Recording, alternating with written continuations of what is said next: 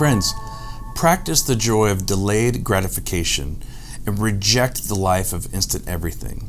And we all know we're surrounded by technology. There's nothing we can do about that. But we can't bridle these things through teaching our kids the patterns of life found in delayed gratification.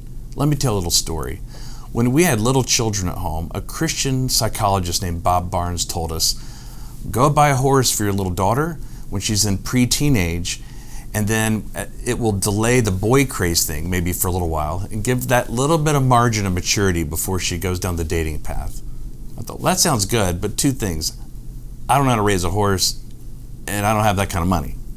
So when we moved to Texas, we came up with an alternative.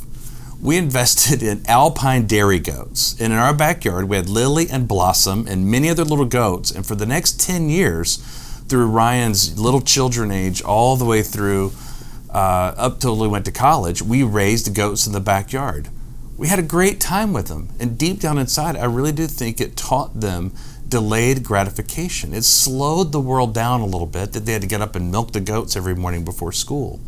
Now, you may not be able to get alpine dairy goats in your backyard because of those uptight HOAs that you live in, maybe.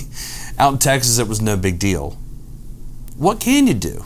Maybe you host board game nights in your living room with other families and everybody turn their cell phone off.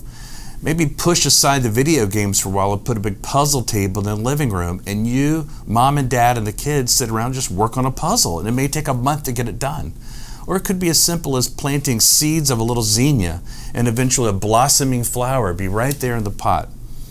These things teach your children lovely patterns of the way God's amazing universe works. And a major tool that he uses is delayed gratification.